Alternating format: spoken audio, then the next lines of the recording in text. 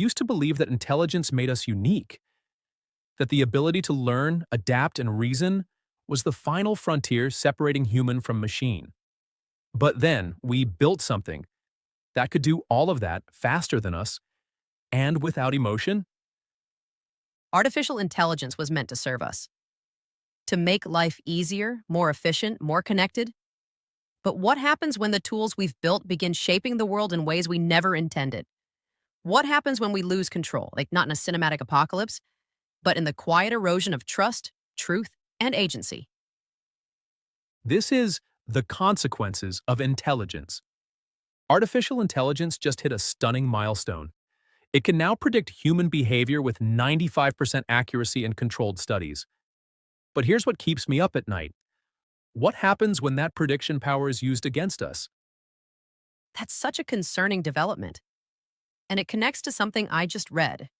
Major tech companies are already using AI to analyze employee productivity patterns and predict who might quit. Well, the numbers are pretty staggering. According to recent MIT research, 40% of workers fear AI replacement, but that jumps to nearly 60% in tech sectors where people actually understand AI's capabilities. Hmm, that reminds me of a fascinating case study.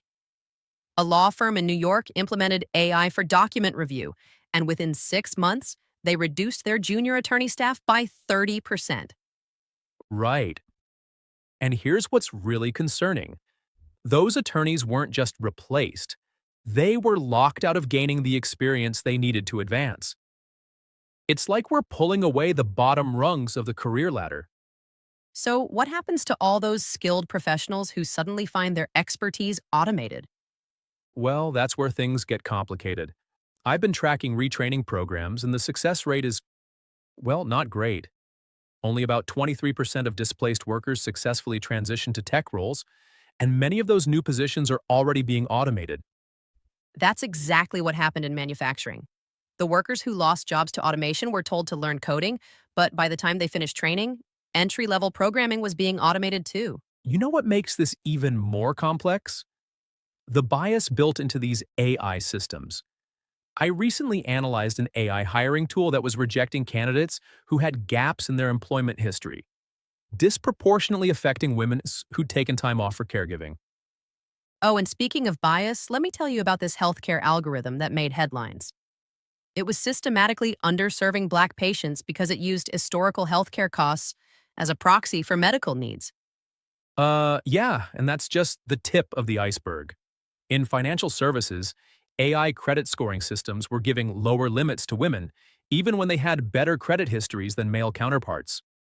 The AI had picked up on historical lending biases. Well, that brings up another huge concern: the lack of transparency. How can we challenge these decisions when the AI's reasoning is buried in complex algorithms? And now we're dealing with deep fakes and digital deception. Like just last month, an AI-generated video of a tech CEO announcing layoffs caused their stock to drop 3% before anyone could verify it was false. That's terrifying. And the technology is advancing so quickly, experts predict that by 2024, up to 90% of online content could be AI generated or manipulated. You know what's really keeping cybersecurity experts awake? The combination of deepfakes with social engineering. Imagine getting a video call from your boss asking you to transfer funds, except it's an AI impersonation. hmm And these threats are evolving faster than our defenses. I just read that deepfake detection tools are only about 70% accurate now, down from 90% last year. So here's the thing. We're not just facing a job crisis or a security crisis. We're facing a fundamental shift in how society functions. The World Economic Forum predicts that by 2025, machines will perform more current work tasks than humans. That's such a crucial point. How do we ensure this transition doesn't leave vast portions of society behind? Well, I've been studying some promising approaches. Like in Denmark, they've implemented a flexicurity model where workers get continuous training throughout their careers, paid for by a combination of government and industry funds. That's interesting because it acknowledges that this isn't a one time transition. It's an ongoing process of adaptation. Exactly. And some companies are taking innovative approaches. Instead of replacing workers, they're using AI to augment human capabilities, like radiologists using AI to catch things they might have missed. Accuracy rates are 30% higher when humans and AI work together. That collaborative approach seems so much more sustainable than pure automation. But here's what we really need to consider: the environmental impact. Training a single large language model produces as much carbon as 5 cars over their entire lifetimes. We're solving one crisis by potentially creating another. That's why we need comprehensive policy approaches that consider all these interconnected impacts. Looking ahead, I think we're at a crucial decision point. We can let AI development happen to us, or we can actively shape it.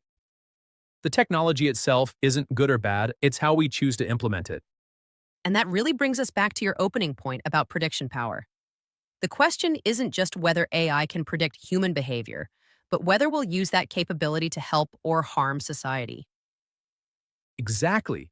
The future isn't written yet, and that's both the challenge and the opportunity. We need to ensure these powerful tools serve human needs and values, not the other way around. We don't get to choose whether AI changes the world, only how we respond to it. And in a world shaped by algorithms, awareness is no longer optional. It's a responsibility. So stay informed, stay questioning, stay human. And if this episode gave you something to think about, share it. Talk about it. Subscribe for more deep dives like this and hit the like button if you're watching on YouTube. It tells the algorithm you want real conversations. Thanks for listening.